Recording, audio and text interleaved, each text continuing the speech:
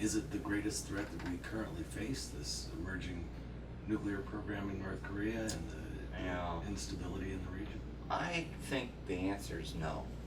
And the reason I say that is if North Korea didn't exist, there would be tensions between China and Japan.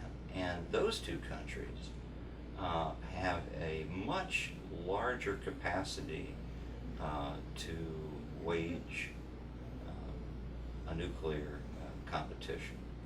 In the case of China, they have nuclear weapons, and not 10 or 20, but hundreds. And we don't know how many, maybe as few as 200. Some people think as many as 900.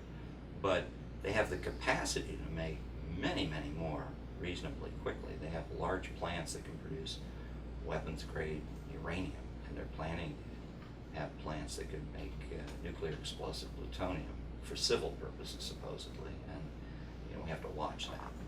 But in the case of Japan, which doesn't have any nuclear weapons, it has 11 tons of plutonium. That's enough for 2,500 very unsophisticated nuclear weapons. And it's about to open up a plant next year that can make 8 tons a year, and that's about 1,500. Roughly, that's the number of nuclear weapons in our strategic stockpile that we have deployed for the entire U.S. force, and they're going to be making enough material per year. So, assuming North Korea unified on terms acceptable to the South tomorrow, you'd still have that problem.